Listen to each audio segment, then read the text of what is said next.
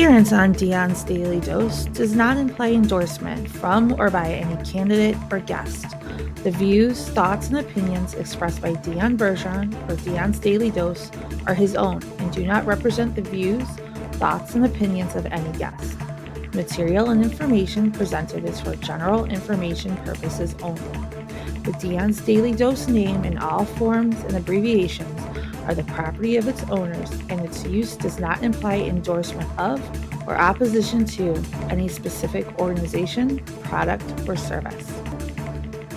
If you'd like to support the show, please visit our Patreon at patreon.com/Dion's Daily Dose. Welcome, ladies and gentlemen.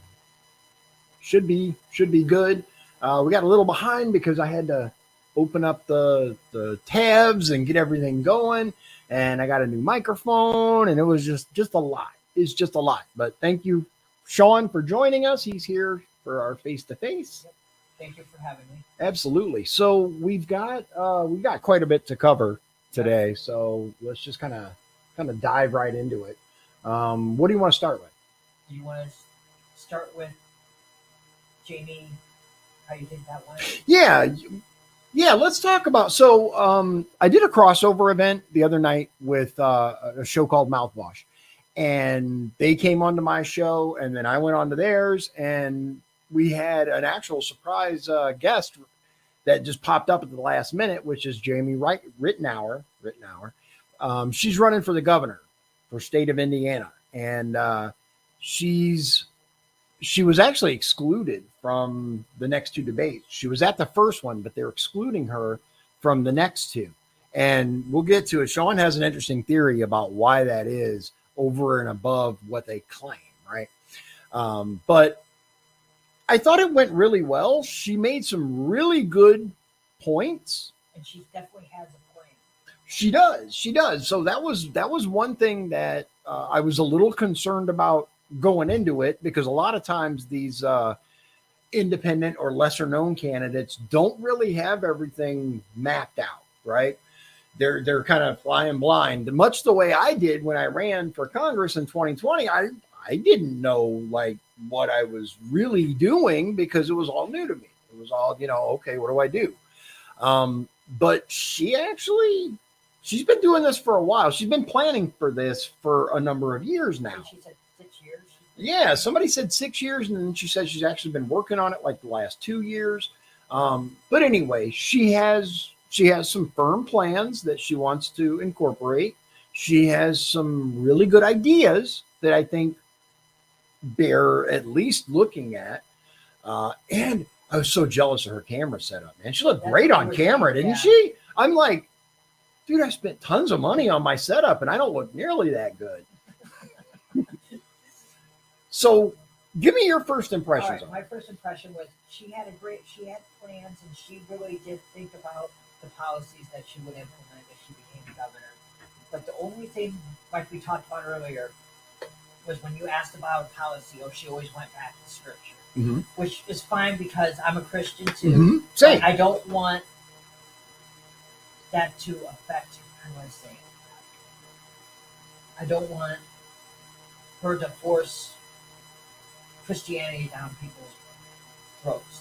That's a fair point. So I see what you're saying. My wife mentioned it like this, right? My concern is not that she's a Christian. I'm glad that she's a Christian. I'm glad that she's guided by God. My concern is not everyone in Indiana identifies as a Christian. How is she going to govern for those people? Is everything going to be kind of boiled down to what does the Bible say? Because there are some concerns there. If that's the case, I'm not saying it is the case, but if it is, no matter what, once the primary's over, you have to reach the majority of Hoosiers. And however they identify, one of the big concerns lately is the media has been going crazy about Christian nationalism. And the media, if she got the nomination, would definitely point that out. And we probably would get some national attention about that. Right. And they've tried to frame that all Republicans would want Christian nationalism. Yeah. I wonder at her ability to reach the majority of voters, right? Because even though Indiana is a Republican supermajority, right, there are still plenty of Democrats that live in Indiana, and we've got to be able to reach them for the general election, right? We've got to be able to coordinate with them and say, yeah, I know you may disagree with like this policy or that policy, but the majority of what I have to say and what I want to do is good for the majority of Hoosiers. So, you got it for independence more. Right. The independents or the undecideds, right, are the ones that decide an election. You've got your Republicans that always vote, your straight ticket pollers, right? You got your straight ticket Republicans, your straight ticket Democrats. The independents are the ones that decide elections. And one thing that she brought up that I found very, very interesting is she mentioned this when she was on, and that is between the other candidates on stage that are, or just in general, all the other candidates running, they've spent, what did she say, like $16 million? I think that's what she said. Somewhere around there. Mike Braun spent most of it. Yeah, most of it being Mike Braun, which, interestingly enough, Mike Braun started off way up here in the polls, right? And now he's come down, and over 40% of Indiana vote, according to the polls, are undecided at this point. I think she said 43%. Yeah, like 43%, which is stunning. That is a huge number of undecided voters this close to the primary. I mean, early voting starts in like a couple of weeks. Wow, so it's going to be very interesting. Very interesting. So going into this, I really didn't know, honestly, I didn't know much about her. I signed actually for her to be on the ballot.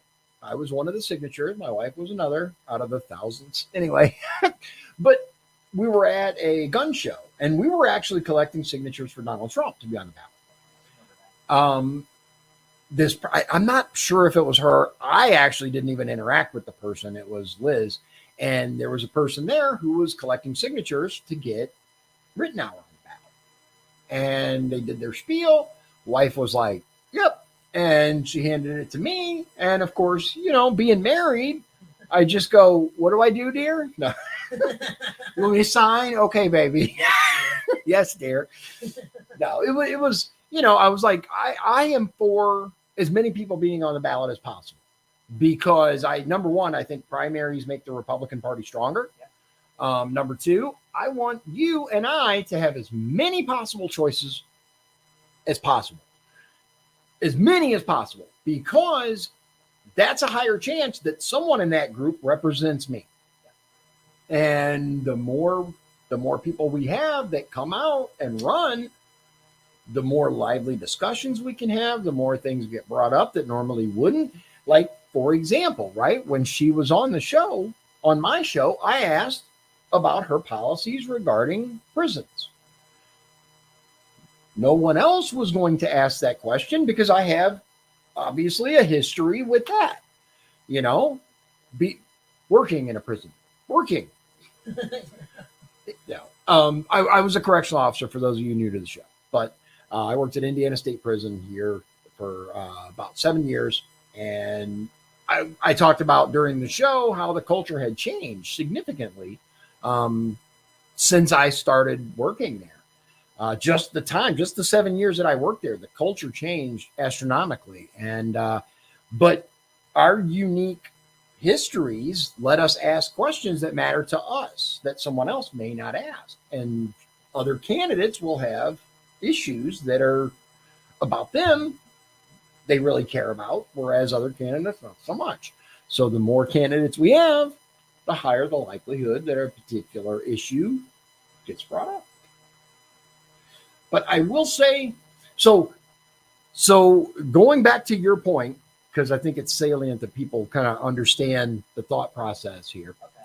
So she's being excluded from the last two debates, right? There was the first debate, which she was on, and I actually mixed up the days. I was planning on doing like a live stream of it and us like covering it because I think it would have been awesome. But I mixed up the days and I realized after it happened, I was like, oh no, but sorry. My understanding is it wasn't exactly that like intense and fascinating anyway. But she's being excluded from the next two because they claim that she didn't raise enough money and that she isn't high enough in the polls, right? Now, again, bear in mind, 40-something% of people are undecided. Yeah. So I think the polls are kind of a moot point at this point because anybody can win with 40% undecided, 43% elect. Even with a margin of error of 4%, I think they said like a 4% margin of error on the poll. That's still 39% of voters that don't know who they're going to vote for. That's more than enough to swing an election. Like more than enough. And the people in the races, the lieutenant governor. Yes, Suzanne Crouch, which I'm going to tell you, my wife is all in for Suzanne Crouch because she is the only candidate out of the ones that are on stage and are running to have any kind of focus on the special needs community. That's my wife's part. That's where she, that's her job. That's her everything. People with autism, people with other handicaps, intellectually and physically disabled. That's her wheelhouse, man. So Suzanne Crouch cares about that. She's always been a proponent of that demographic, right? She comes out for them. She helps them. So it's going to be hard. You got to be a really kick butt candidate for my wife to turn away from Suzanne Crouch. And then Curtis Hill, right? Curtis Hill. Let's talk about Curtis Hill for a minute because here's the thing. I don't know my wife. So here's the thing is it doesn't really matter if the stories are true, right? It doesn't matter because it's court of public opinion. And I think he was okay until they took his law license for a little bit, which they did to Rokita too. Different reason. Yeah. Oddly enough, we're going to do this on a different show because this is actually a deep dive. Okay. But they introduced a bill in the House or Senate in Indiana that makes it to where you can't be attorney general if you've lost your law license. Now, here's the even for a short period. Now, here's the interesting thing. That group that decides to pull your license is heavy Democrat run. Wow. So you see the issues there. Yeah, it allows an unelected bureaucracy to dictate who you can vote for Indiana Attorney General. Wow. Yeah. Well, again, deep dive and very, very interesting tendrils. Well, yeah, let's do that Saturday if you're okay with that. Shawn will be back here on Saturday, 7 p.m. Central, and we're going to do a deep dive on that. So Curtis Hill was accused of some, just in case people don't know. Yeah, for those who don't know. So I'm not sure what the exact charges were, but the claim is that him and a group of people he worked with at the State House had gone out to a bar in Indianapolis after session, right? They had gone out, had a few drinks. Allegedly, there were some women that were dancing on the table and acting, a little wild. They had a couple of drinks, and Curtis had a couple of drinks, and allegedly he put his hand on someone's bare back. Oh, that's what I heard something similar, but a little bit different. Okay, what did you hear? I thought it was at when the governor got inaugurated. Okay. Inauguration party. Okay, let's find out.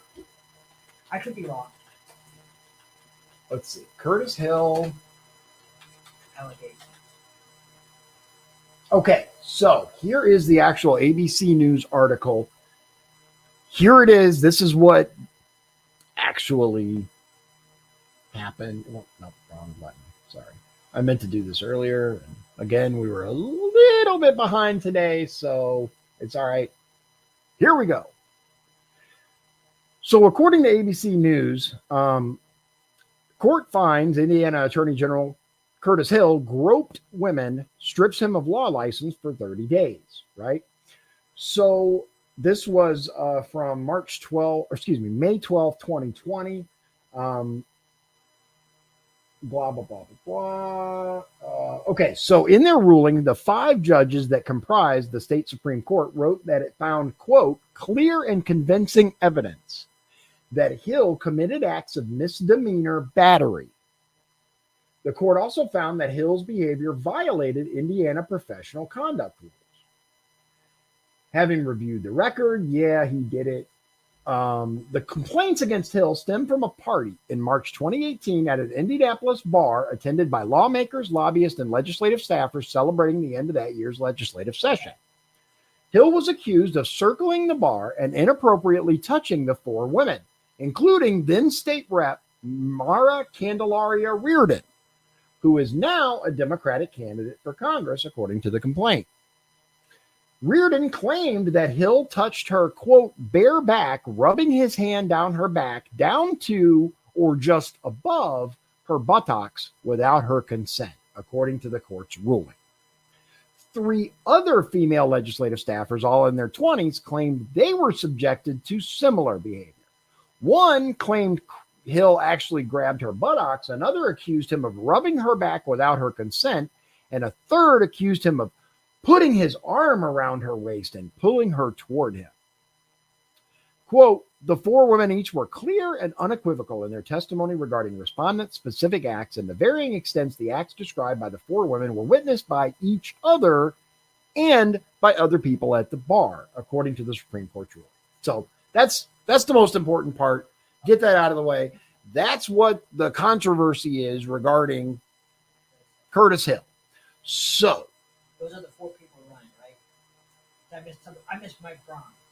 Yeah. Okay. So, well, actually, we got a couple more too. Do we? I think so. Let's. I know. Isn't Brad Chambers running for governor yeah. too?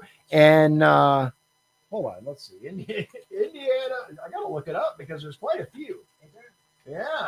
Yeah. Indiana governor. I guess I just know the main 4 candidates. There it is. Candidates for 2024. And in the Democrat Party, I will say this: in the Democratic Party, who's there?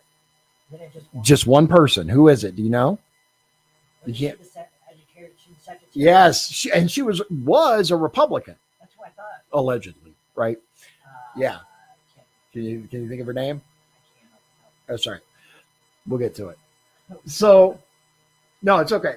All right. So, okay. So Mike Braun, Brad Chambers, Suzanne Crouch. She's the current lieutenant governor. Obviously, Mike Braun, Senator Braun, right? Suzanne Crouch, Eric Doden. Come on. Okay, here. No. Okay. Mike Braun, Brad Chambers, Suzanne Crouch, Eric Doden, Curtis Hill, and Jamie Rittenauer. Now, they don't even have a link for her on Wikipedia. No link whatsoever, but yet she's a gubernatorial candidate. Yeah. Come on, man. Like, do your job, Wikipedia. Wikipedia sucks. They're so biased. Anyway, so Mike Braun, what I found very interesting, like we said, is that Mike Braun started out way up here in popularity because he got the Trump endorsement. That Trump endorsement in the Republican Party, anyway, carries so much weight. Why then would his popularity steadily decline? What do you think? My guess is people are researching him. He's made a few gaffes since he's been senator. And also, a couple of the things he's said are Democrat ideas. Right? He talked about guns, saying we should compromise on guns. And I think that's probably hurting him too. Oh yeah. So one of the big controversies about him, I'm not gonna go into it, but I am gonna say, was his appearance on Tucker Carlson regarding the BLM movement. I forgot about that. Yeah, do you remember that? I do now. Yeah. So he went in. Now, I will say this. I don't blame him for that.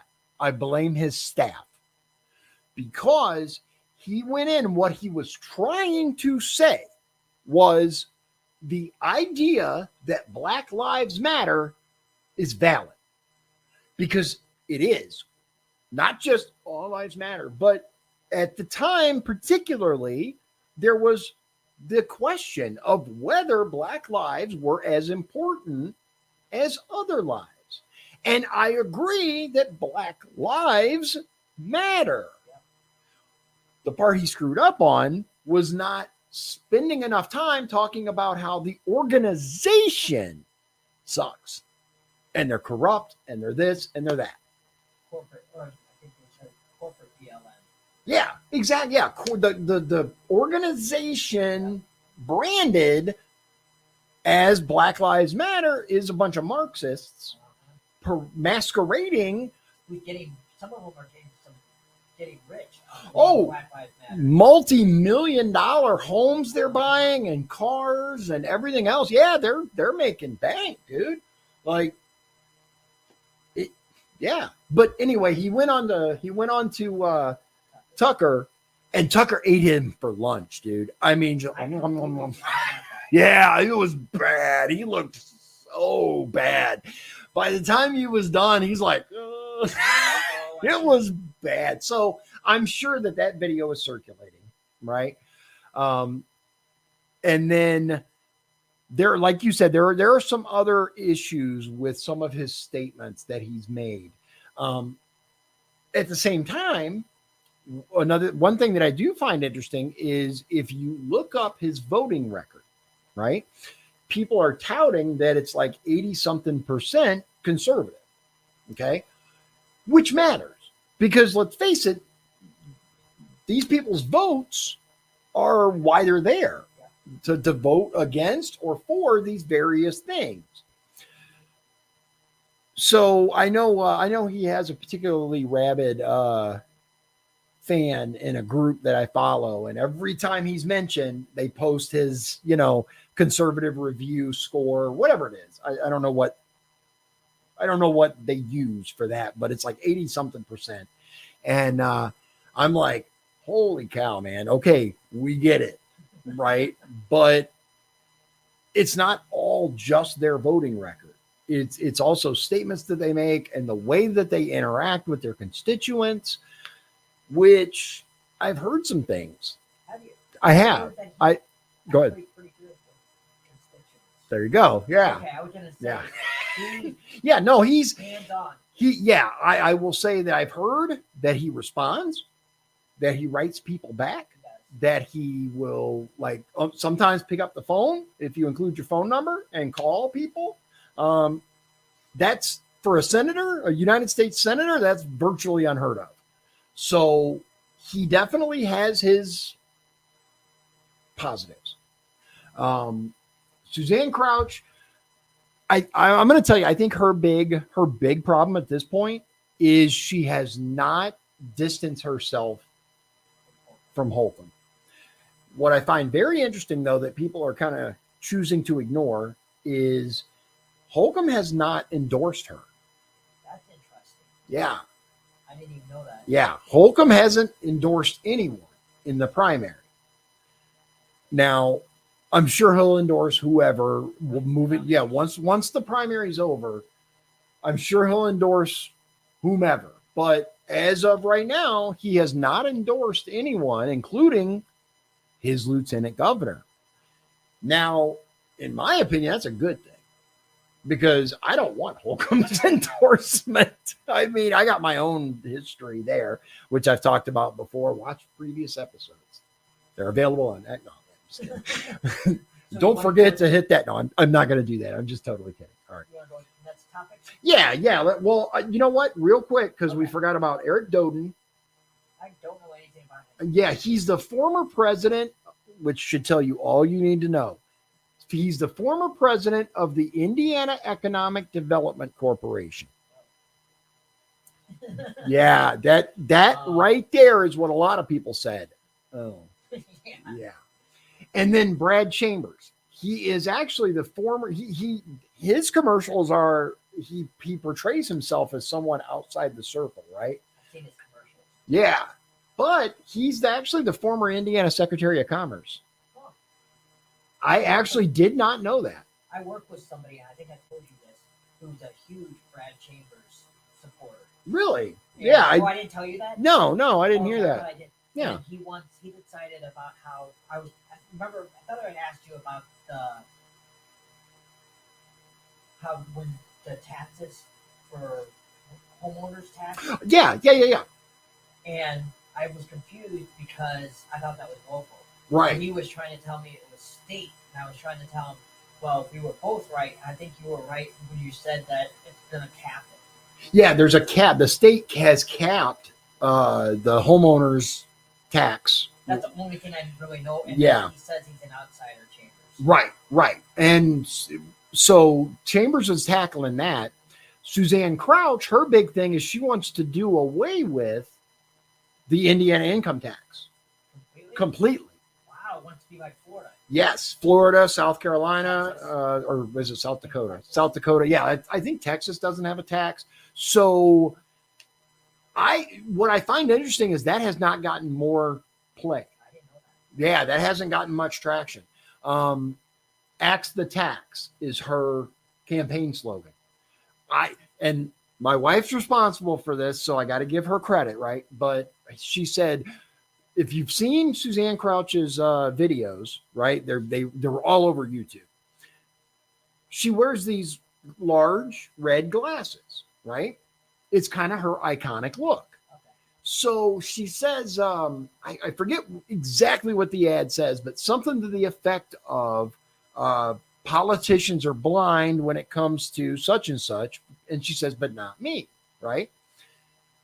And I think my wife goes, I think she missed a great opportunity because she should have grabbed her glasses and said, but not me, right?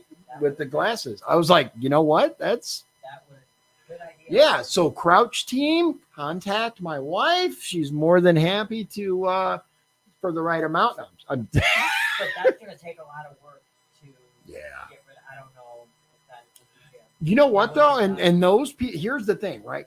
So a lot of people, and then we'll move on. A lot of people say, well, how are we going to pay for this? How are we going to pay for that? Right. And it's a valid concern. That was one of the issues that Rainwater had brought up when he ran. He wanted to do away with state income tax as well. And people are like, well, how are you going to pay for this? How are you going to pay for that? Right. For one, income tax it doesn't apply to corporations. I see. Right. And the other part is Indiana has billions of dollars in surplus. Yeah. The state should never have extra money. They took from us. That's the point. It's our money, not theirs. True. But they're saving it for Yeah, but rainy saving day. it for a rainy day, it'd be nice if we had it. True. We need it more than they do. They've got bonds and loans and everything else they can do if they run into problems. I want small government, but I also want. I want the tiniest government possible. Here's the thing: is government's entire purpose is to defend our rights, is to protect us. That's it. That's the only purpose government should have. Our government has become so overblown and just massive and burgeoning that we have like insane amounts. And help those who can't help Well, that's part of protecting our rights, though. themselves. Okay. In my opinion, because it's impossible to have the pursuit of happiness if you're dying in the street because you can't. And I'm like, and this could lead to whole other conversation strings, but the way we treat our veterans is abysmal. It's shameful. There is no reason billions of dollars should be going overseas when we still have veterans in the street dying. Damn that. To hell with all other countries. And giving some of that money to illegals. Right. Yeah. Bruh. Oh, anyway. Let's change the subject. Yeah, let's move on before we get too involved. All right, we'll save this. We have a very interesting story local that we're gonna mix in there, but the other stuff, let's get to it. What do we got here? This is you want to do this? Sure. Okay. So you wanna run with it? Sure. You probably can't read it from there. That's why just announce like what it is. All right. It is a warning that our government gave out that our drinking water stations are being hacked by Iran. I believe it said in the article. Yeah. So there's a serious problem with cyber attacks. We've had this. This has been an ongoing theme for a little while. You know, the whole cyber attacks from other countries. So the short version, there we go.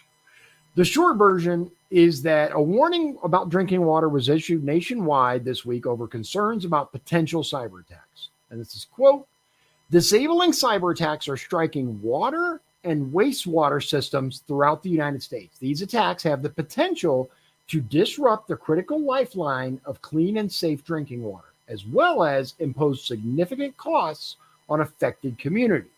End quote.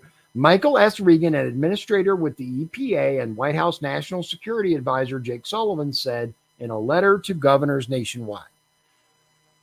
They're claiming that its actors affiliated with Iran, the IRGC, the Islamic Revolutionary Guard Corps, have executed several quote malicious cyber attacks against the U.S.'s infrastructure, such as drinking water systems. Now, I just want to say this because I don't think we need to get too deep into the particulars of it, other than, in my opinion, why is this even a possibility? Exactly. We spend billions of dollars on other country. Why the hell are our systems, our drinking water? We're not talking about Hertz rental cars. We're talking about our drinking water. Why are these systems not secure? And there are ways to make them secure. First of all, why in the hell are drinking water systems open to the internet in the first place? That's one weird thing. Like, too, yeah. what? Why? I don't think it really covers it. I'm looking to see, but it makes no sense. Yeah, it's a very short article. It doesn't cover much. But the mainstream media really hasn't talked about this. Yeah, they haven't. Well, of course, because they're too busy telling you that you know Trump wants a bloodbath when He never said that. No, anyone like half-ass paying attention. By the way, Google changed their definition to where you see only part of what the definition actually is, which is for another show on another day. Because wow. But that's the short version. Our water systems now are under cyber attack. And you know what? Even without that, ladies and gentlemen, I've said this before. I'm going to reiterate it here. You should always have at least a week of clean drinking water and food. Because, and I'm not talking about anything crazy, natural disasters happen. Whether it's earthquake, tornado, all these things can happen at a moment's notice. And let's just say, for example, that a cyber attack happens and your local water company is affected.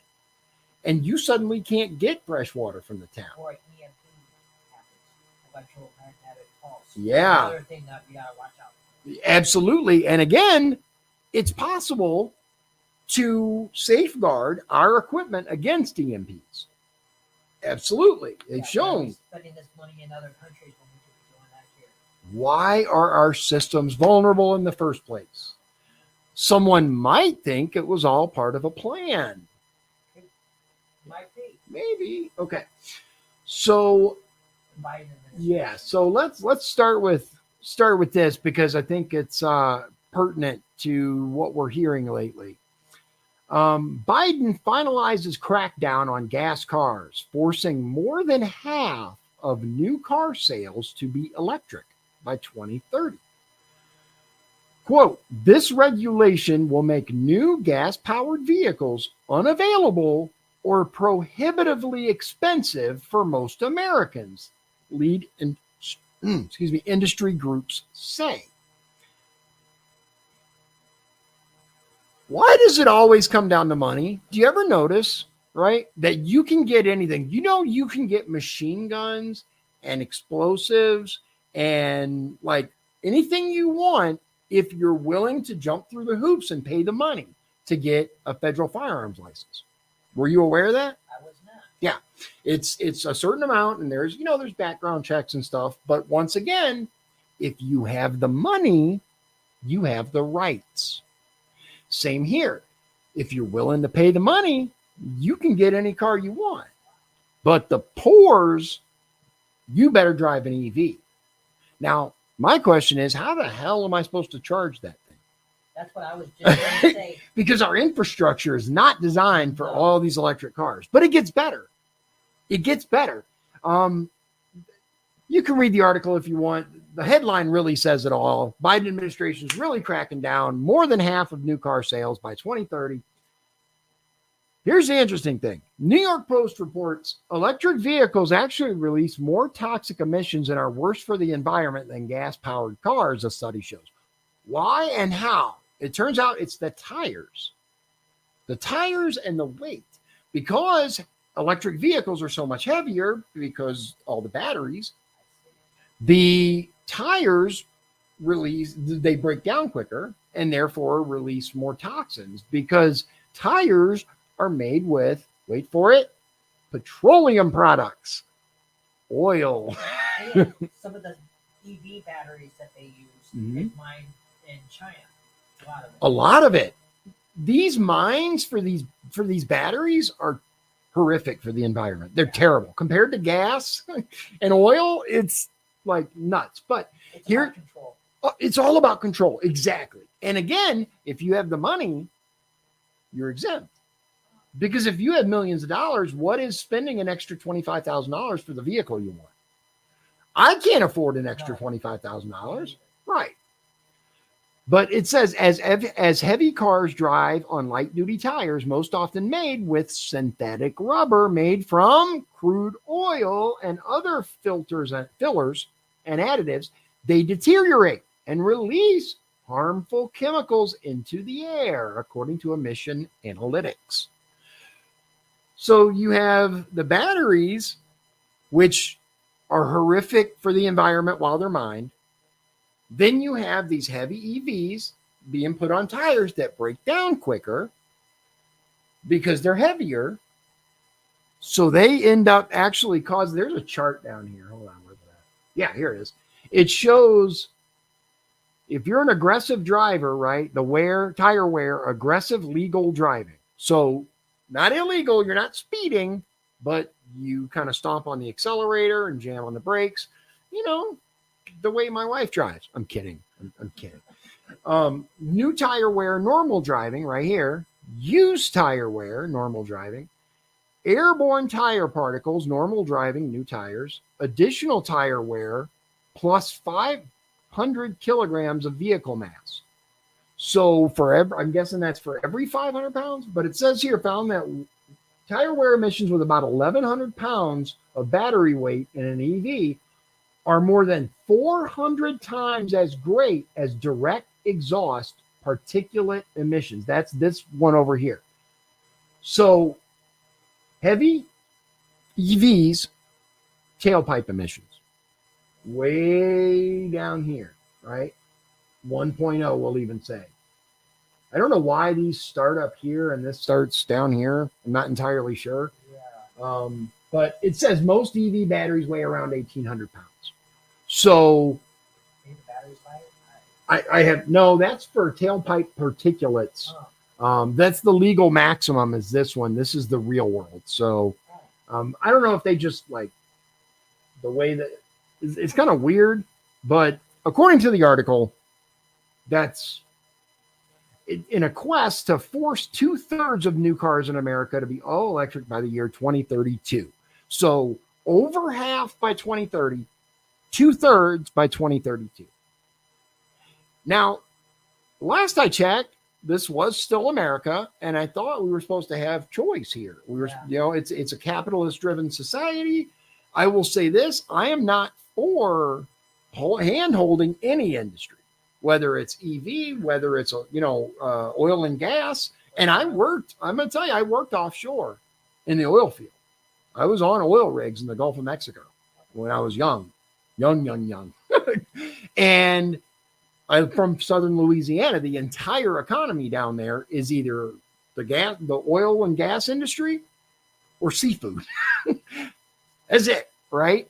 And even having family that work in that field, I don't want subsidies for oil and gas. And I know we have them. We need to do away with all of them, or at least make it fair. Currently, EV is heavily slanted with the Biden administration as this has to be this way.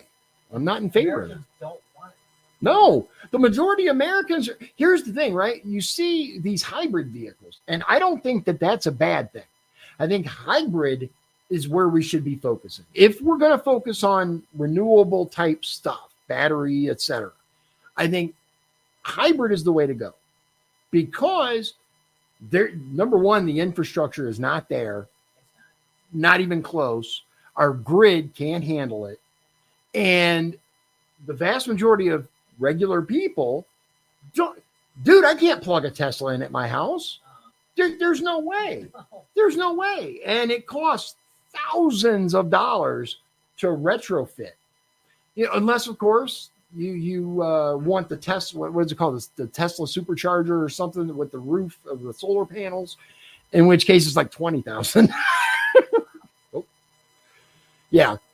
It's nuts. Dealerships are complaining because nobody wants to buy Mhm. these vehicles. And Toyota, I think it was Toyota, announced that they aren't even worried about the electric cars anymore. They pretty much abandoned electric vehicles. Did you hear that? No, I didn't. Yeah, which is going to conflict with the Biden administration. So that's going to be very, very interesting very, very soon. Yeah, look it up. We're not going to cover it right now because I want to talk about Neuralink. All right. Especially when I was a teenager, right? I grew up in the 80s. The Terminator was like the coolest thing ever when I was a kid.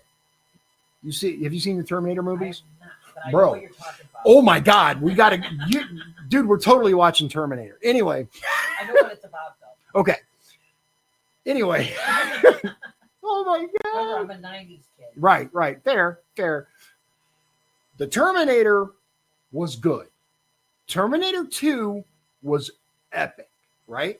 They made 3, right? Well, yeah, they made 3 Terminators and then they destroyed it all with Dark Fate. It's freaking horrific abomination of a movie. Actually, there was Terminator 2, Terminator 3, then Terminator Genesis, which was, I think it had potential, but they messed it up. And then there was Terminator Dark Fate, where, anyway, horrifically bad. As far as I'm concerned, Terminator 3 and beyond never happened. Right, So, yeah. so Terminator 2, you got the T-800, right, which is the Arnold Schwarzenegger character that has the robot right inside, completely robot, and the red eyes. And I was so in love with the Terminator as a concept. I wanted it bad, right? I wanted to be a cybernetic killing machine. I wanted to be turned into a Terminator when I was a kid, man. I mean, come on. The interesting thing is that Neuralink is kind of like cybernetics times 1,000. It's you don't just get an arm, right? You get a chip right in your brain that allows you to communicate directly with computers. Now, I will say this. Elon Musk said way back when that he was against AI and he didn't want to do any of this, but since people insisted on going for AI, the best thing he could think of was to kind of bring us up to equal, right? And the way to do that in his mind was to make it to where we can communicate with, quote, AI or advanced computers via a chip in the brain and direct communication. However, one of the big issues with this Neuralink stuff is there are reports that all of the monkeys, I'll say this, a number of monkeys, I don't know for sure how many, but enough, did not make it through testing without severe side effects up to and including. Yeah. So today, it was today, right? No, it was, when did they announce this? Yesterday. Neuralink, this is the 20th. So yeah, yesterday. Yesterday, Neuralink puts this video. Should we go ahead and show the video? Yeah. All right, here we go. On X. On X, the Neuralink video, it's got 17.2 million views as of right now. All right, we should be streaming live here. Hello, world. How's it going out there? My name is Bliss, and I'm an engineer at Neuralink. And I'd like to introduce you to the first ever user of the Neuralink device. And I think you're my only telekinetic friend that they have. Yeah, not many more of those out there. You want to introduce yourself? Yeah, my name's Roy Runaboff. I'm 29 years old. About 8 years ago, I was in kind of a freak driving accident, and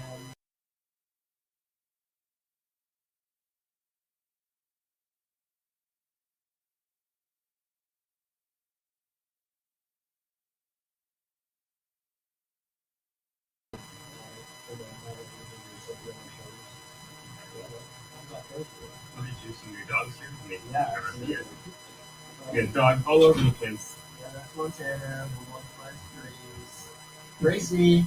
Gracie, come here. Grace. How's it going, Gracie? Yeah. All right. Yeah, thanks for the dogs. All right, yeah. So while he's been introducing himself, let me just put the camera on so you can see what Nolan's been doing. Yeah.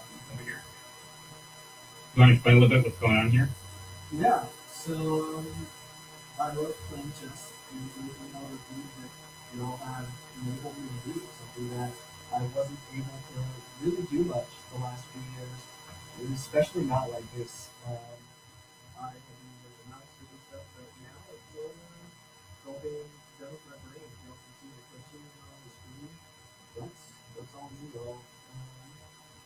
Pretty cool, huh? As you keep buzzes on, just for the audio coming through. And that was also done with your brain. Yep. Can you explain a little bit just to people who maybe don't have any context on this field or what's going on here? How are you able to actually move it? Yeah, so we started out with we were trying out a few different things. We basically went from what we call kind of differentiating of imagined movement versus attempted movement. This is So a lot of what we Wild. was attempting to move. So I would attempt to move, say, my right hand, left, right, forward, back, and from there, I think it just became intuitive for me to start imagining the person. Basically, it was like using the force on cursor, and I could get to move further away. Just So this is like next level stuff here. I mean, this is wild. I'm gonna resume it, but I wanted to pause it real quick and just say, you know, I saw an episode of House. You ever seen the show House MD? Never watched it, but I know. You've heard of it. Okay. There's an episode where a guy is trapped in his body. It's called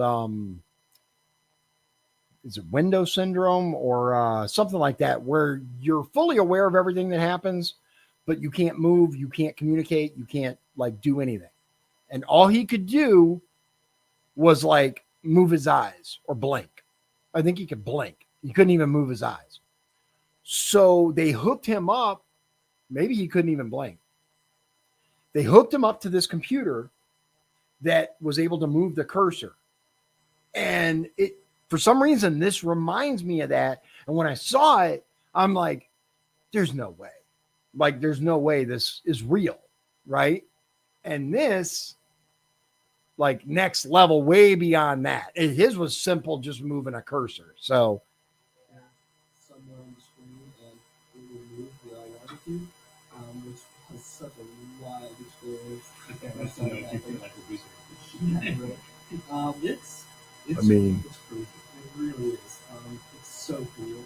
I'm so freaking lucky to be a part of this and stuff. And I just every day it seems like I'm learning new stuff. And I just can't even describe how cool it is to be able to do this.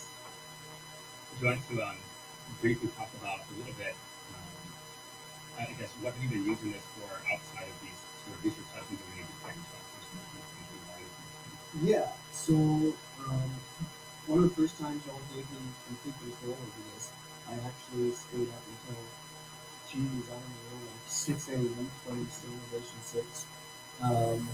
It was worth it. I guess is the best way to put it. You know what? From his perspective, I totally get it. Like, he's paralyzed, so he can't move, right? Or limited movement. I had to run out and do something real quick, so I missed a small portion of the video. But he's pretty much paralyzed, right? Yeah. Imagine going from that to being able to play one of the Civilization games. That's like huge. It was awesome. I could see that. Just because of how it's a big game, and the amount of time that it takes to see it on it's just a lot. And I have to worry about a lot of things, getting pressure servers and things like that. So I just wasn't really able to play it as much as I wanted to. And y'all gave me the ability to do that again. And now I played it for like 8 hours that day. And so I do that. It's like 6 p.m. to like 2 a.m. I'm giving you all my bad habits, man. I get it, dude. It was awesome. From his perspective, I get it.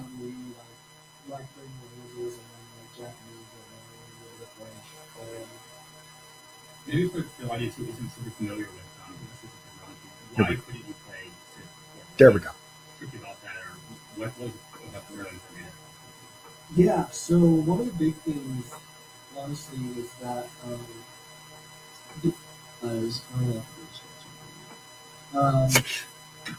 only way I could play it was through pad, and I didn't allow me to play it online at all, so that kind of sucked to begin with. But I. Did you play that like at 2 a.m. before? Oh no, there's no way for me to do that.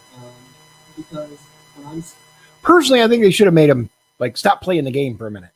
Like take a break from chess, dude. You know, and focus, because this is really important. It really, really is. And I think the critical thing that people are missing is the difference in assistive technology, because we saw like Stephen Hawking, right? The Etch a Sketch, speak and spell voice, like, and that was all done through like mouth and eye movements, right?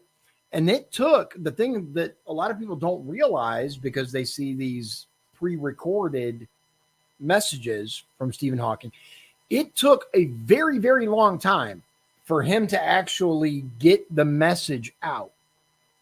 Like a long time, like half an hour to do like a short speech of like looking at stuff and selecting and da da da da da. This just in mere moments, what it would have taken a very long time to do. sitting up playing on say like an iPad or something, I would need complete help from say my like parents or something to do it. And I just didn't have that capability to like keep them up all night. It's just not something that I want to do. So basically, I would have to go down and I went down to my house, my brother, my parents, something like that. And then on top of that, I could only play for a few hours at a time because, you know, I have to worry about pressure sores and stuff. I have to be readjusted, I have to do chips, things like that. Just things that come with being a project agent and stuff. So it just wasn't really feasible to like say play the game or anything. Mm-hmm. And now I can literally just lie in bed and play to my host control. Honestly, the biggest restriction at this point was like having to wait for wait for the internet to charge or something. So play for 8 hours, have to get off, let it charge for a while, and then hopefully be able to play some more. Thanks for listening. So thank you for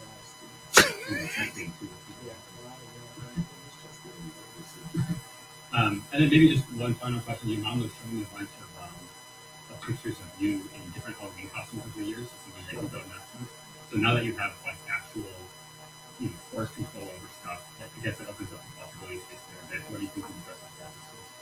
I mean, something my friends and I have been wanting to do for a while. I think I'm going to be Professor X. I think that's pretty good. Not only because he's a wheelchair, I think that is obviously. I'm halfway there. But now I'm actually telekinetic, basically. I mean, Yeah, and so it's. he's not wrong. It's gonna be real. My friends are pretty good. So You can see people out and trick or treat. Okay, I think that's it for today. Anything else you want to add before signing off? We got more work to do. We've got to learn about the brain. Yeah, I mean, it's not perfect. I would say that they have learning disabilities. I don't want people to think that it is, that this is the end of the journey. There's so a lot of work to be done. But it has already changed my life. And I think that people who are thinking about, say, applying for these trials or are thinking about, finding some way to help out with this, to, do your part. And that's the reason I wanted to do it, is because I just want to help. I wanted to be a part of something that I feel like is going to change the world. I think like there's nothing to be afraid of with that. The surgery was super easy. I literally was released from the hospital a day later. I have no cognitive impairments. Well, none that were caused by the surgery. I think you're touched like once. Yeah, I do have a pretty good record. As far as just Like 30 seconds left. Yeah, I just think that it's really awesome. I want to thank Neuralink for doing this, for working hard every day to make this, a reality. I think that they're going to change the world. Be a part of it. So thanks, guys, and I'm looking forward to releasing something. Yeah, so I guess we're gonna end here, but Okay, it keeps jumping around with the cameras, and I understand they edited it and all that, but here's the important part, right? To me, I think if you are in a position, for example, him as a quadriplegic or a paraplegic, and you're unable to move your hands, I think this is potentially something phenomenal for that subset.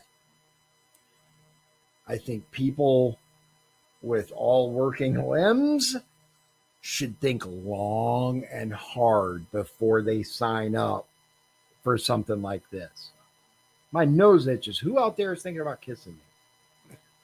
Maybe Liz. Maybe. Anyway, so yeah,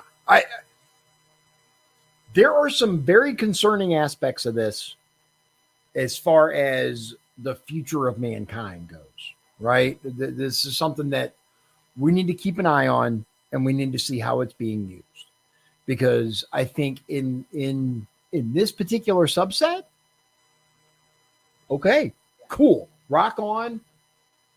I'm not opposed, but for quote regular people, or let's just say people that don't have a major disability like this, I think that there is cause for potential alarm there. What do you think? I agree. Yeah. It has the potential to be very dangerous. Yeah. And there are some really wild conspiracy theories regarding the whole Neuralink thing.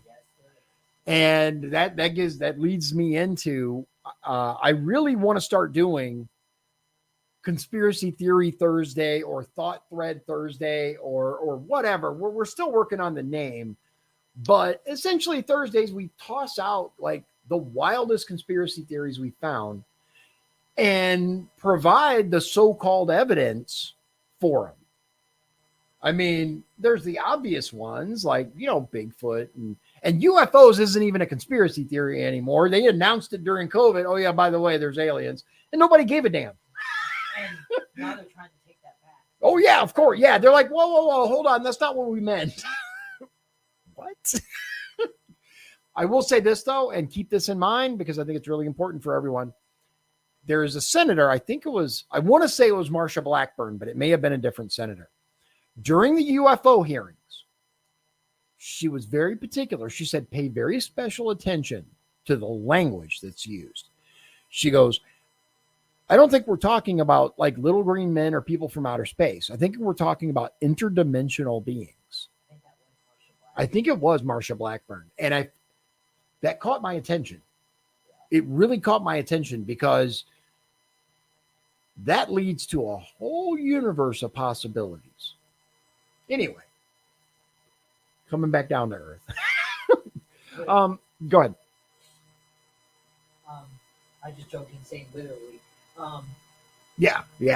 Real quick, this chip contains 1,000 electrodes programmed to gather data about the brain's neural activity and movement intention and send that data to a Neuralink computer for decoding to transform the thoughts into action.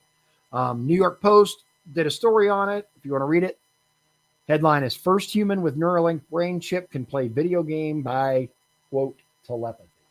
All right.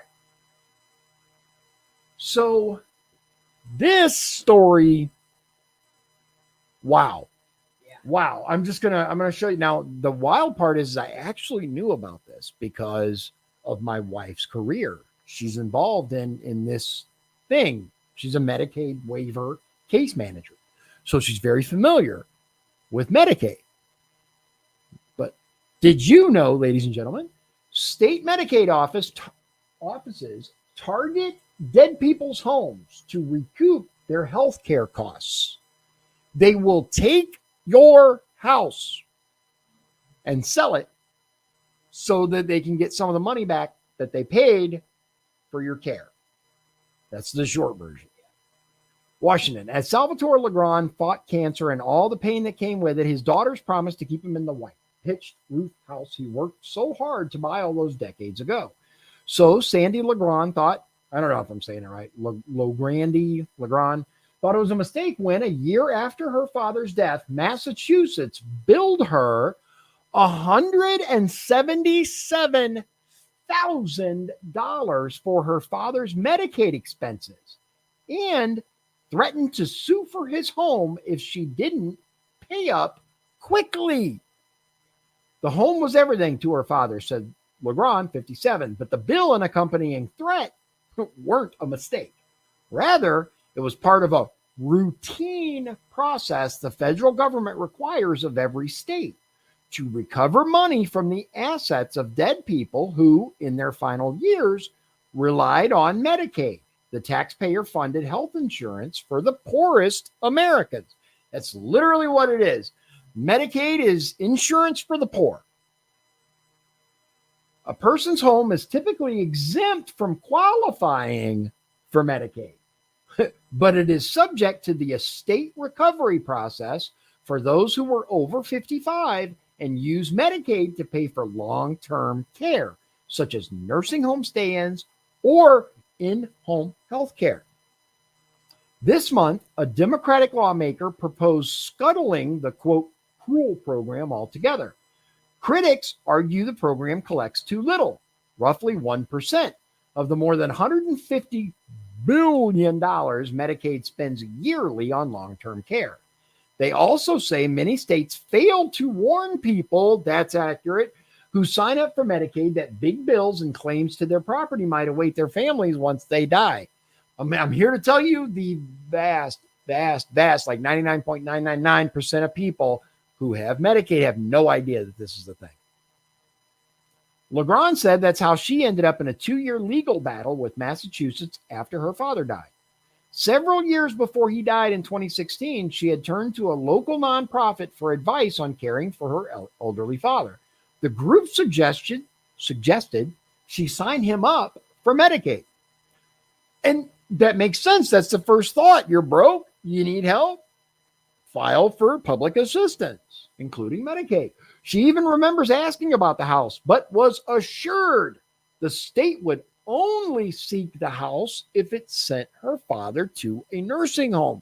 And the people, that's the funny part, is the people who are aware think that it's if you go to a nursing home, right? But there's more to it. Quote, He never would have signed on with anything that would put his home in jeopardy, she said. And I will say this. I find that easy to believe because most of the older generation, their home, like they work their butt off to pay for that house and get that house. And especially if it's owned, no mortgage, they're going to do everything they can to protect that because they want to pass it along, right? For years, her father got an annual renewal notice from the state's Medicaid office.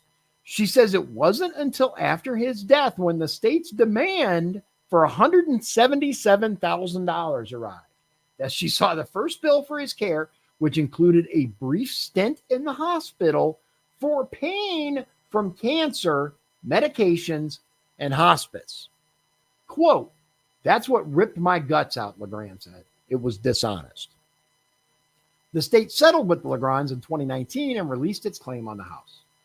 State policies around this recovery process vary widely, according to a 2021 report from the Medicaid and CHIP Payment and Access Commission, which makes policy recommendations to Congress. Some states will put a lien, a legal right, on a home, while others don't. Meanwhile, some Medicaid offices try to recruit all medical costs from patients, like doctor visits or prescriptions, while others just pursue the costs for long-term care. Alaska and Arizona pursued just dozens of properties in recent years, while other states go after thousands of homes, totaling hundreds of millions of dollars. Unsurprisingly, New York and Ohio topped the country for such collections, recovering more than $100 million combined in a single year, Dayton Daily News investigation found.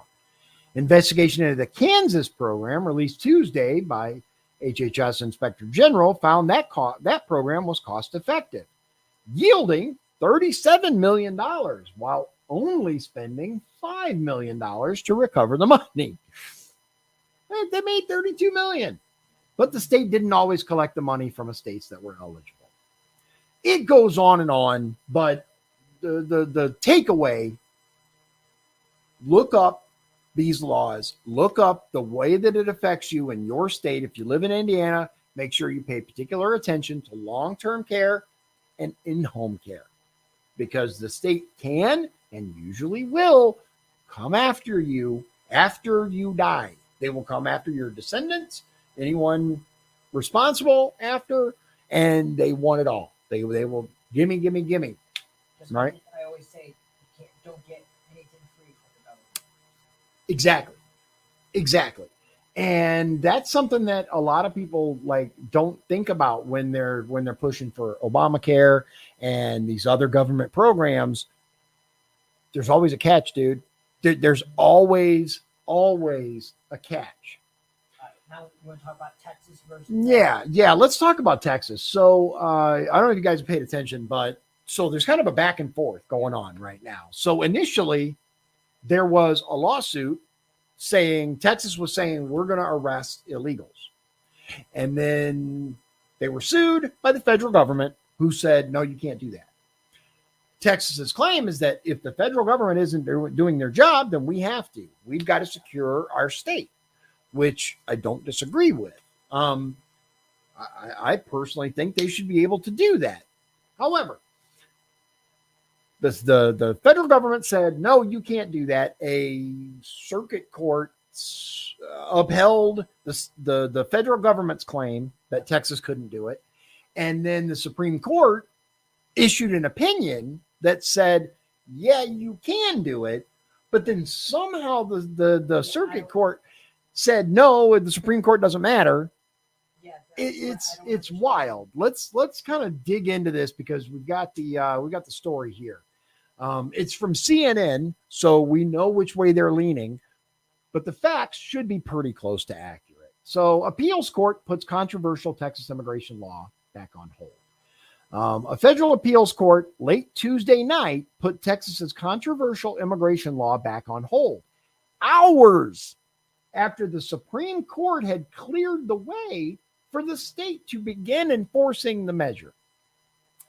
In a brief order, a 3-judge panel at the 5th U.S. Circuit Court of Appeals voted 2-1 to wipe away a previous ruling from a different panel that had temporarily put the law which would allow state officials to arrest and detain people they suspect of entering the country illegally, into effect.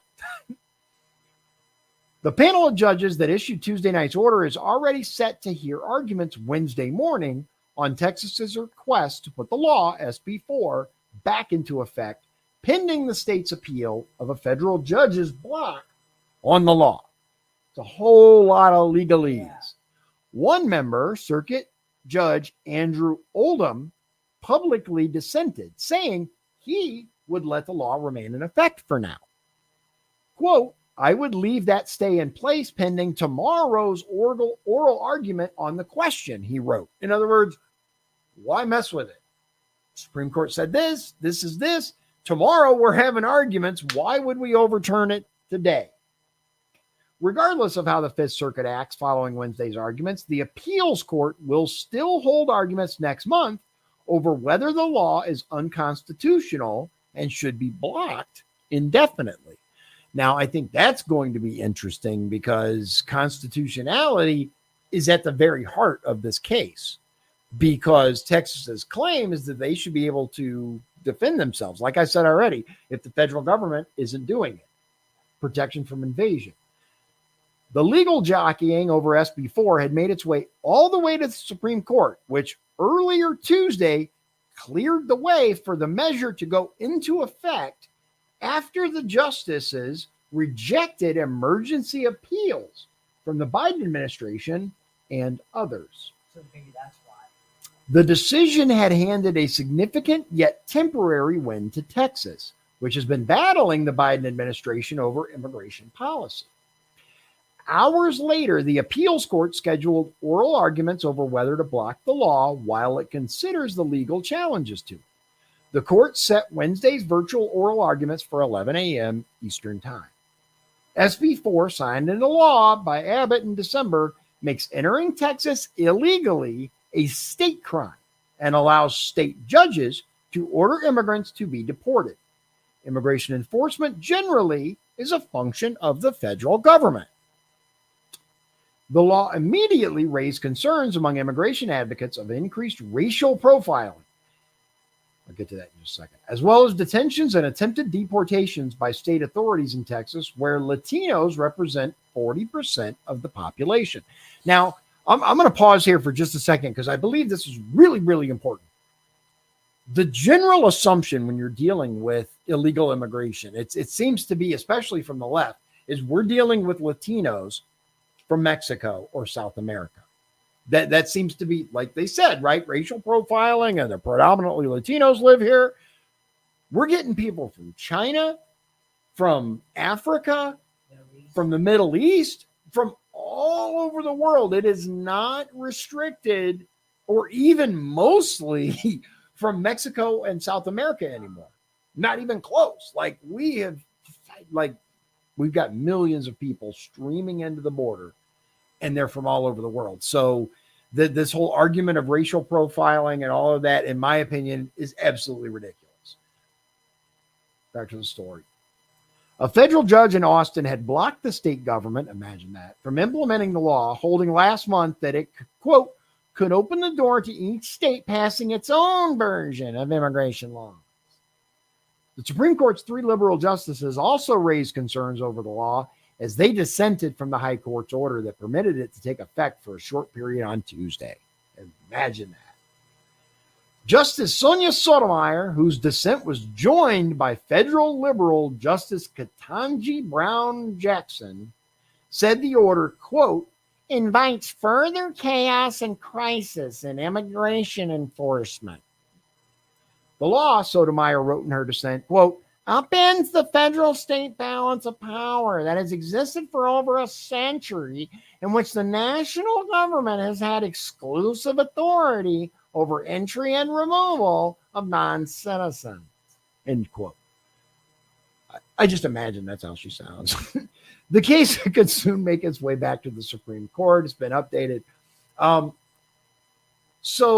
Again, Texas isn't arguing. Their big argument is that the federal government is not enforcing said laws. They're not doing their job, so we need to. And I think that that's kind of the salient, important point here that people are missing. They try to frame it as, a civil rights issue or a racial profiling issue or even an usurpation of the federal government's authority when, as Texas has claimed on multiple occasions, they're not doing their job. They're not doing their job. Biden, when he ran, said, we're going to surge the border. He told us. He told, and all the idiots that voted for Biden, he told you morons. But yet you did anyway. Because Orange Man bad. They didn't like the Orange Man. Yep. Because Orange Man bad, and mean tweets are worse than illegal immigrants pouring across the border killing us. That's more important than bad policy. Right. Bruh. Anyway. Right. This is interesting. So this is actually really, really interesting. And to say it says here, judge rules illegal immigrants have gun rights protected by Second Amendment. Decision on gun rights for illegal immigrants has divided Second Amendment community. And I can easily see that, because here's the question, right? Does the Constitution apply to non-citizens? That's no, you. And I want to make another point. Okay. Before we get into it. Okay. Citizens have their Second Amendment taken away if they are convicted of a felony. Just think about these illegal immigrants. I'm not saying all of them have committed a crime. Right. But there are But they did by the sheer nature of coming across the border. Okay. Illegally. However, though, I want to say violent crimes. Well, I will say this. Part of the issue right now is the way that the Biden administration is handling these asylum claims, right? So, and you know what? Before we go any further, I just want to say this. Did you see the way this moron apologized for calling a killer an illegal immigrant? Yes. From the State of the Union. Yeah. I knew that he was going to get. Oh, yeah. I knew he was going to walk it back as soon as he said it. And what we didn't pick up at the time, because we were like, wait a minute, he actually said it, was he got the name wrong. Yes. We talked about that last time. But We call her Lincoln. Lincoln Riley instead of Lincoln Riley. Yes. But I'm just saying, there's rumors that they're emptying prisons. So these are criminals that are crossing. It's not all of them. But I think there's some real people who really do want to real life. Of course. Yeah, and that's who they point to, right? That's who the left points to, are the people who legitimately come here looking for a better life, right? However, the ranks have swollen with people being just let out of prison. Yeah. Here, you can get out of prison. You just got to go to that country. And gangs and people who are on the watch list and people who have been deported multiple times. And there's a case where a guy claims asylum, even though he's like a convicted. I'll have to find it. He's like part of the gang that's the reason why the country is destabilized. Did you see that? I did not, but yeah, it doesn't. Put it this way, it didn't surprise me. No. Yeah, he doesn't qualify for asylum, but part of the problem is there's so many, right? So every time somebody comes, we fall further and further behind in this process, right? And of course, the Biden administration would rather have 87,000 IRS agents than border agents or remain in Mexico policies, to where we could actually get through some of these before just allowing them to run free in our country. It's insane. But back to this. Cartels are getting rich off this as well. Oh, yeah, they're making bank. Yeah. Biden is the employee of the month, man. Employee of the year, of the century, probably. Because we're talking like multi-billion dollar industry. And AOC's district, have you seen the oh my God, it's it's nuts, man, how bad it is there. People grilling rats on the street, and like, this is America. At least it used to be. And those people that are coming across are also becoming slaves to the cartels because they're Mhm. promising to pay them later. They Mhm. keep track of them. So they're going Yeah, to- they make them work off their debt, right? Yes. And by Never pay working it off they can never pay that off. It's human trafficking, and the administration is not only enabling it, they're making it happen. They're creating it. It's mind blowing. So here we go. Bro, you want to fill us in on it? I'm sure you read it. Sure. A judge in Illinois, basic of all states, Yeah, of Illinois, right? Imagine that. says that illegal immigrants should have their Second Amendment right. And I do think that we should treat people with respect, but Yeah. illegals should not have the same rights as Americans. That's it right there. And I think this is what the people in Chicago are finding out, right? Especially the south side of Chicago, the poorer areas, the black neighborhoods. They are like, yeah, so we're done with you guys. You're taking care of illegals before us. They're clearing hotels. In other states, they're trying to take people's homes. They're encouraging people to have them have a room too. Right. Which, if you pay attention, especially in the states that are encouraging this, these are the same states that are extremely pro squatter. These people, once they get into your home, they can take your house. All they have to be is just ever so slightly savvy, just a tiny bit when it comes to the legal system, and they can own your house. And I don't like him still, but I gotta give DeSantis credit is that he changed the law in Florida and made it much harder for squatters Yeah. to take over. And I'll say this, I do believe that, tenants who rent a property should have rights. Absolutely. But when we're talking about someone who just moves in to a quote abandoned property and then they have rights because they chose to live there, now we're getting into murky water. And especially the ones who move into, they just happen to be on vacation. Did you see the TikTok video that went viral today about an illegal immigrants talking and telling people that they come across the border, look for an empty house, and they can live there? Yeah, See that yeah, video? I saw it. Talked about it Let's see if today. I can find it. I wondering if you saw it because Fox News showed it. a couple Illegal times. immigrant. See if I can find it. Yeah, here it is. New York Post. Okay, so let me show you guys in case you haven't seen it. TikToker tells illegal immigrants how to invade American homes and invoke squatters' rights. That's it, exactly right there. Look it up if you want to watch it. I've seen it. You've seen it. There's other stuff that we can talk about, but this is what's happening under this so-called administration. You're not important to them. I'm not important to them. Illegals are important to them because they're the new voting demographic. They're trying to get millions of them in, get them to where they can vote, and they know they'll vote Democrat. That's what it is. That's what they care about. And they're just going to vote them in. They're not really pay attention. Most of them don't speak English anyway. And did you hear about the guy? I can't remember where he is, but I think he's in either Wisconsin or Michigan. He did like almost all of his campaigning in Somalia, and he won. Hold on. No, I didn't hear about it. Yeah. Hold on. Let's see here. Somalian win elections. That's right. Here it is.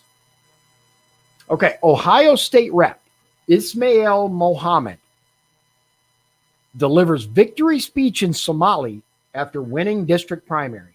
The Somali refugee turned American represents a district in Ohio with a large Somali population. The incumbent Democrat lawmaker released campaign ads on Somali state-owned TV during the primary. Wow. Yeah. You saw what happened with what's her name, right? The Somalian chick, huh? To me, Yeah. Where she said that her allegiance is to Somalia. Yeah, man. It's here. It's like, yeah. He's an immigrant from Somalia. He won the primary by a landslide, defeating both, I don't even know how to say this, Abdirazak Dini, a fellow Somali immigrant, and Julia Trebold, an area political activist. Mohammed, 31, was the district's incumbent representative. He first won election in 2022, becoming the state's first Somali lawmaker, alongside Munira Abdullahi, who represents the state's 9th district. Now a Midwestern attorney, Mohammed first came to the United States in 2005 as a refugee. After fleeing his home country, he spent a period of time in Kenya, that's convenient, before landing on America's shores and graduating from high school in Ohio. His father became a citizen after working with the U.S. Armed Forces as an Arabic translator during the Iraq invasion. Shortly after, he sponsored Mohammed and his family's visas, which allowed them to settle into life in Ohio. Chad Prather said, Ohio State Rep Ismail Mohammed delivers his victory speech entirely in Somali, not one bit of English. His whole campaign was Somali. We live in the United States, not Somalia. yeah. I'll say this, though, and I'm not excusing it because this is not cool. This is not even remotely cool. He knows what the target demographic is. If his district is primarily Somalians, then I get it. Again, I don't agree. I think this is crap. I think our country's being invaded and taken over piece by piece by piece by piece. Look at Michigan. This is Ohio. Bruh, it's here. And I want to correct myself. It was Ayhan Omar. Omar, that's right. Not Talib. Not Talib. Yeah, I made a mistake. Omar. You're absolutely right. Yeah, and if you guys watched the video that I was on with Mouthwash, I had quoted a number when I worked at ISP of 500 to 1. When you're working by yourself for a moment and see Cell House, that was an inaccurate number. It's closer to 400 to 1. It's like 396 offenders. Yeah. But I strive for accuracy, and I threw that number out there incorrectly. Again, you can look it up. C Cell House is the largest cell house in Indiana and the second largest in the country. I didn't know that. And there's almost 400 inmates in that cell block. So nonetheless, it's a hell of a lot of people. That is. And they pretty much all see you as the enemy. You are, the law enforcement in that place, and they're in prison. They're not exactly pro law enforcement. There's some that are worse than others. But anyway, that's what's going on, ladies and gentlemen. I want to show you one more story. This is local. So this is LaPorte County, specifically Michigan City, LaPorte, Pottawatomie Park, Trail Creek. This is wild. The ISP, Indiana State Police, LaPorte County official facing ghost employment and misconduct charges. A LaPorte County man is facing numerous felony charges related to ghost employment. According to a press release, the LaPorte County Prosecutor's Office asked Indiana State Police on January 25th to look into Jason Yagelski's activity. Now, for those of you, thank you for the link. Shawn put the link here. I'm going to pop it up here. It's on heritage.org.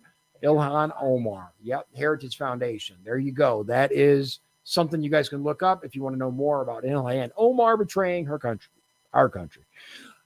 Yeah, she's not really betraying her country. She says she's Somalian. That's what she cares about. Anyway, so listen, if the name Yagelski sounds familiar, it's because it should. Apparently, there's a relation between this individual, Jason Yagelski, and an individual who ran for mayor of Michigan City, Mark Yagelski, He is actually currently on the Michigan, I believe the Michigan City Council. Isn't he? Isn't Yagelski a Michigan City Council member? I think so. Anyway, that's Mark Yagelski. During their investigation, state police found several irregularities in the work time logged by Yagelski. On multiple accounts, he claimed hours worked at 2 different police departments at the same time. As a result, he was allegedly paid thousands of dollars for work he never actually performed. ISP indicated that Yagelski is the current chief marshal for the Potawatomi Park Police Department. He was also previously a deputy marshal at both Long Beach and Trail Creek police departments. Now, I live like 2 streets away from Trail Creek. I live in Michigan City, but right at the border of Trail Creek. I am constantly going through Trail Creek. And I'm going to tell you, ladies and gentlemen, if you're ever passing through Trail Creek, do not speed because they have nothing to do. Trail Creek is a very quiet community. They got a few cops and they have nothing to do. So, yeah, watch your speed in Trail Creek. They got 2, the little speed limit sensor things that light up and tell you what your speed is. There's literally 2 of those on Johnson Road. So, yeah, and there is a sign coming from Michigan Boulevard and coming from US 20. So both ways on Johnson Road. Johnson Road runs through Trail Creek. There's a sign that says speed strictly enforced. And they are not kidding. They are not kidding. Anyway, Yagelski has been preliminarily charged with 2 counts of ghost employment, 2 counts of official misconduct, and 1 count of fraud. State police reported that Yagelski was booked into the LaPorte County Jail, though he subsequently posted bond. Ghost employment and official misconduct are level 6 felonies in Indiana. The maximum penalty for a level 6 felony in the Hoosier State is a 2.5-year prison sentence and a fine of up to $10,000. Yeah. He lied about what his job was? No. So basically, he was on the clock at 2 different police departments at the same time. Oh. So, like, he collected a paycheck for working at Potawatomi Park while he also collected a paycheck supposed to be on duty at Trail Creek. You can't be on duty at Trail Creek and on duty at Potawatomi Park at the same time because they're 2 completely different areas. I'm just being fair. Yeah. Is this happened? Do you know if this happened multiple times? Or According to them, multiple times. Okay. Yeah. Because I hate to say it's used on multiple occasions, right there. Yeah.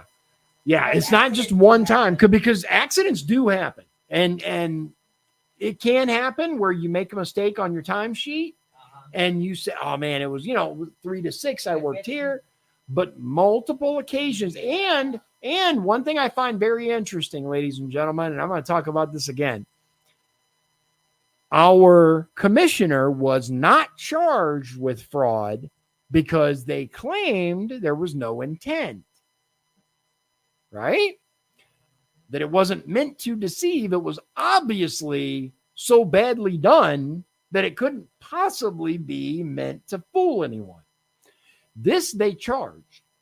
So, and this is a police officer.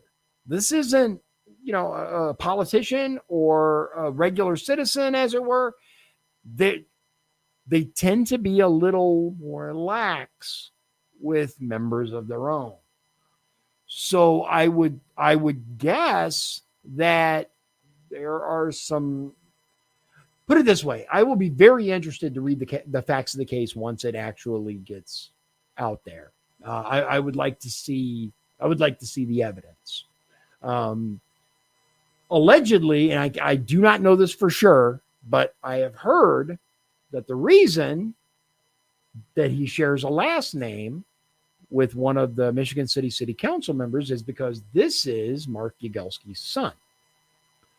I do not know the accuracy of that, but I'm going to verify that Mark Yagelski actually is city council. I think he still is. We're going to see. I believe so. Yeah, he city councilman running for mayor.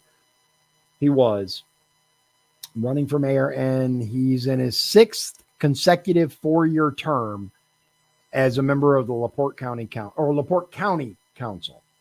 County, yeah. Okay, so here's my question, right? And I don't know this offhand. Do you know, does he only have to resign if he wins? You don't have to resign to run. No. Right. So I think, let's see. Let's just find out here. LaPorte County. Pretty sure that you can run the Yeah, and not have to. Right. Okay, so here's the county council. Karanka. Here, I'm gonna. Yep, there he is. Boop. There is Mark Yagelski. He is District 3. So, LaPorte County Council. Now, what I find very interesting, right? And I'm not saying that any of these people are guilty. That's what courts are for. But we've got a commissioner that narrowly escaped charges, and then the son of a county councilman who is facing alleged side. Again, it's an unusual name. It's not like it's Smith. So, I don't know, but that doesn't prove anything. We need turtleness. 6th freaking, yeah, dude. That's this why guy I has was served like- 6 terms. It's not meant to be 24, right? 24 years. 6 times 4 is 24, Uh-huh. right? So he's been LaPorte County Council for 20 years, because it said it was early in his 6th term when he ran. So 20 That's years. most of my life. Yeah. That's a lot of my life now. That's most of my life. Yeah, that's almost half of my life. I'm just gonna tell you, I just turned 50. So yeah, I'm old. And you had an anniversary the other day. Yes, yeah, my anniversary was yesterday. Thank you. I appreciate that. Yeah, we've had a wild little time. So, kind of to recap, we have learned that the Biden administration is worried about cyber attacks from Iran, Yep. but not worried about illegal immigrants taking our homes. Nope. As a matter of fact, the government itself is trying to take your home if you need assistance. That's pretty crazy. So, I mean, it's kind of wild how all this stuff ties together, isn't it? Uh-huh. Yeah. So let's give them a preview. Do you have any idea what you want to talk about? Saturday when you come back? I've been thinking about, there's been congressional hearings that happened this week. There have been. Trying to remember. You know what? While we're on that subject, I want to share something All right. with people, because I think this is really important. And you guys, just out of curiosity, have you guys actually looked into this TikTok ban? No, not that. I didn't mean to do that. I meant to do this. There are some very interesting. So I want to show you guys this real quick. This was earlier today. The House Appropriations Committee just released a $1.2 trillion government spending bill at 2 a.m. It's funny how they do that, right? Slipped in there is $400,000 from our taxes funneled to Briar Patch Youth Services. Briar Patch Youth Services gives 13-year-old kids chest binders, tuck equipment, and counseling, all without parental consent. Let's have that be one of the topics, is that huge bill. Yeah, we'll talk about that I'll work through it. Saturday. Yeah, and there's one more. Congressional hearings. Yeah, congressional hearings. And you know what? How about this? How about we cover the TikTok thing as well? It's not a lot. Yeah, the TikTok ban, because there's some very concerning language in it. We talked about it briefly, but this provides some context and some proof. Saturday, 7 p.m. Central, Shawn will be here again, and we will cover this. I got a lot of stuff coming up, guys. Is this it? No, that's not it. There are some. Oh, this is okay. Yeah, this is where I want it. We've got a lot of interviews lined up, and I believe that it's going to be very interesting for a lot of us because some of these candidates have some really good things to say. Here's our schedule. I'm going to show you. There it is. Boop. This is from Dion's Daily Dose Facebook page. I also put it on X, but I didn't feel like digging for that. So this is tonight, obviously. Saturday, Shawn will be here, and we're going to cover the spending bill, the TikTok ban, and the congressional hearings. So Tuesday, the 26th, I'm going to have Tim Stabos on the show. He is running for LaPorte County Commissioner to replace Rich Mrzinski, and he is the current LaPorte County Auditor.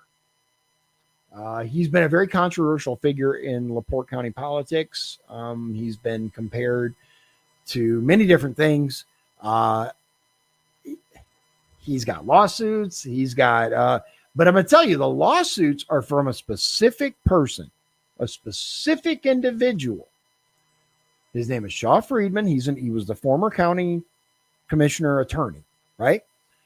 And Tim's thing, he, as the auditor, he claimed that it's his job to audit. Imagine that. And the Friedman firm wasn't sending itemized bills. They were just sending, pay us $15,000. And so Tim was like, okay, I need more than this. I need a breakdown. I need an itemized bill for why we're paying you $15,000. Long story short, it ended up in lawsuits and smearing him in the papers and all kinds of stuff. So again, very controversial. He's going to be on here Tuesday, and we're going to talk directly to him and find out what's going on. The following week, we're going to have Rhonda Graves. She's running for LaPorte County Auditor. She is currently the deputy auditor. So Wednesday, we're going to have Alan Stevens. He's the LaPorte County Republican Party chairman. And there are things that Al and I disagree on, things that I would do differently. But I will say this, overall, I think he's a great chairman. And he's, put it this way, he's a regular guy. That's one of the things that I greatly appreciate about Al is he's not this stuffed shirt TV Republican that is out of touch, right? He's got a farm. He's a dude, man. I love that. Again, I don't agree with everything. Joe. He's an average Joe. Yeah. So Thursday, the 4th, we're going to have Julianne Havens. She's a candidate for LaPorte County Circuit Court Judge. We had Chuck Watterson on before. He's running for that position. So we've got Julianne Havens. And then the next day, Friday, it says tentative, but he confirmed. We've got Kurt Ernst, also candidate for LaPorte County Circuit Court Judge. So 3 people that are running in the primary for 1 seat. Interesting. That's the stuff I love, man. Let's hear from all of them. Let's see, what they have to say and what their policies are and whether or not they're willing to execute the pedos, because that's what I want. I want to see them executed, man. Sickos. All right. So Saturday is the LaPorte County Republican Party Lincoln Day dinner. I'm not going to be live that night because we're going to be there. But if you guys want me to take some video and pictures while I'm there and kind of, bring up speed on what it is and what it's for and all of that, I'm more than happy to. But it's a good way to get some one-on-one time with candidates and public officials. It's also generally a good evening. My wife helped with the planning of it. She getting stuff for it. So anyway, there's the graphic. If you want the VIP, it's $100 a person. If you want general admission, it's $75 per person, and you can get a VIP sponsor thing. And that's not me, dude. I don't have $1,000 to drop on some crap like this. But if you have it and you want to do it, knock yourself out. I will say it's a great way to get your name out there, especially if you're a candidate running for office or you're doing, something else to where you want your name out there, business owner or whatever. It's not a bad way to go. Or have a talk show. Yeah, well, I don't have $1,000. I tell you what, if you want to sponsor Dion's Daily Dose and cover the $1,000, that's more. I'm more than happy. But I know. I'm just teasing back. By all means, ladies and gentlemen, I'm looking for sponsors that are not going to censor me. Good idea. I've actually heard from a couple of sponsors. Have you? I have. I was given various affiliate links and hey, if you want to sign up for this, we'd love to have you. Da da da da. And I read through the fine print, and it involved basically them having the ability to accept or reject what I say.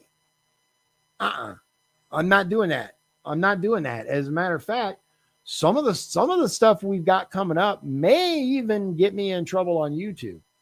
And if that's the case, so be it. I've got a free strike. You get 3 for content. I got 1. So I got a spare. We're going to try it and see what happens. If I get anyway, here's the point. You got to contact Kristen Zabel to RSVP by March 29th. If you want to go to the LaPorte County Lincoln Day dinner, you got to RSVP by then. Now, is this state and local officials? Or I'm glad you brought that up because, excuse me.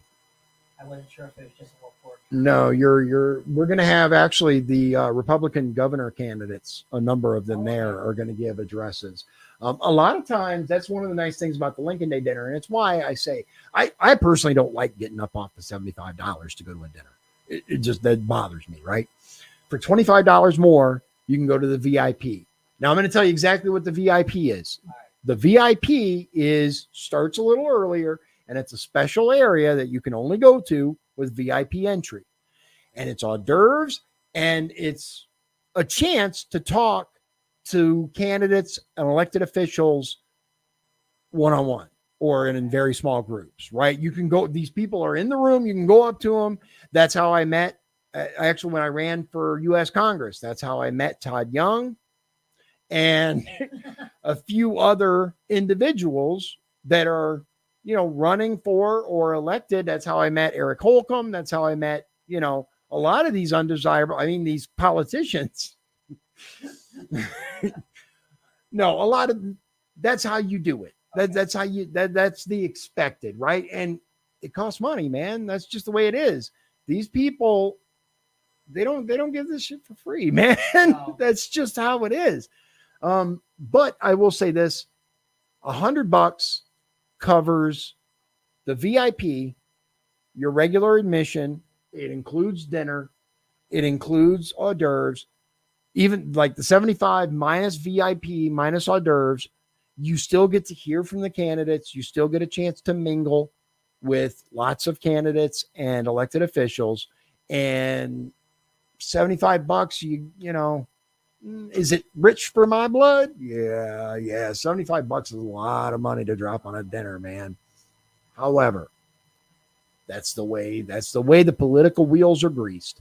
I will say this though, all other things aside, the money goes to the county party. It doesn't go to the state party. It doesn't go to a particular candidate.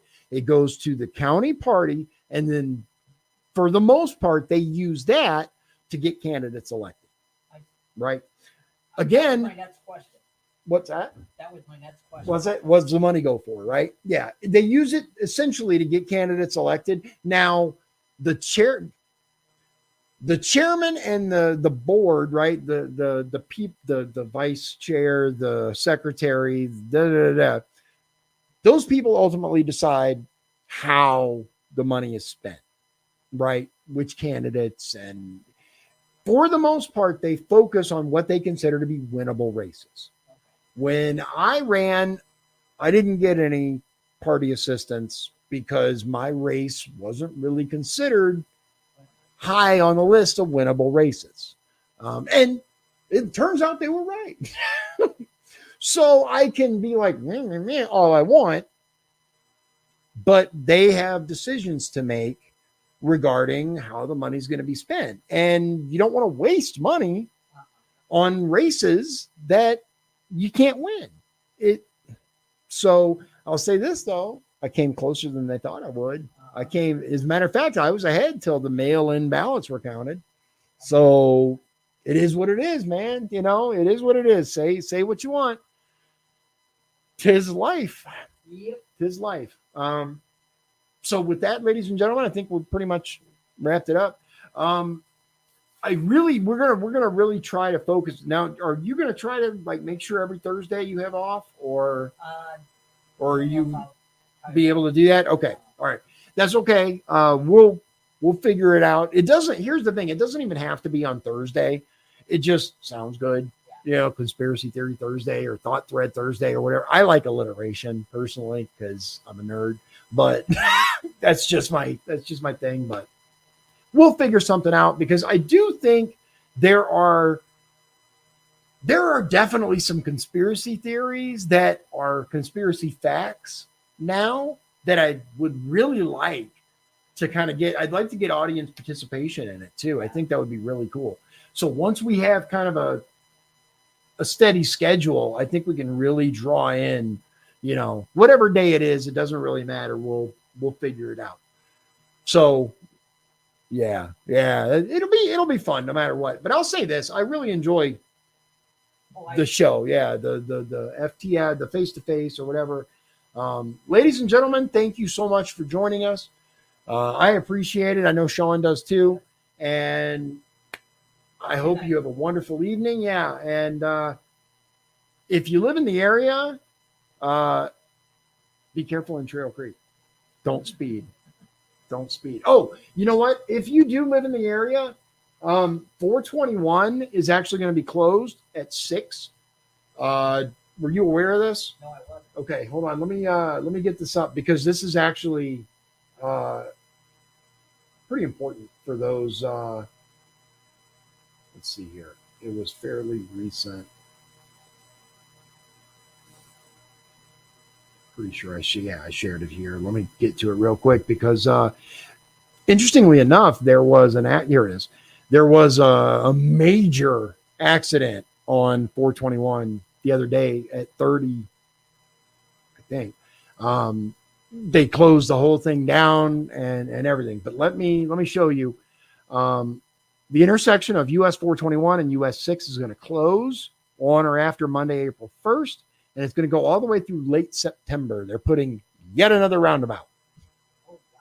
Yep. You know what, though? Of all the places that they put these roundabouts, and I've been like, seriously, 421 and 6 is not a terrible place to have one. They have one over there already. They got one at 2 and 6. Okay. And where if you come into Westville and you go right on Highway 2, and then you get to the junction of Highway 6, that's the roundabout they put in. And shockingly, the roundabout that they put in there allows for wide loads. The center is actually down so that they can just drive through. They take the signs out real quick and then just drive straight through there. Yeah, which I was like, you know what? Imagine that. Good job, guys. Well done. Yeah. But 421 and 6 will be closed. The detour is State Road 2 all the way to 49, all the way to 30, and then on the other side, 39 to 30. So, yeah, it just depends on where you're at. This is a big detour. It's a big detour. If you have maps and you're not like a semi, there's way easier ways, dude. Look at that. Doop, doop, doop, doop. Use the back roads. Yeah. So something to be aware of. April 1st. Yeah. You know me. I'm all about the civic engagement and have a great night. God bless you. God bless Indiana, and God bless the United States of America. Thank you very much. If you'd like to support the show, please visit our Patreon at patreon.com/Dion's Daily Dose. This has been Dion's Daily Dose, hosted by Dion Bergeron. Executive producers, Shawn Holmgren and Michael Beebe. Copyright 2024.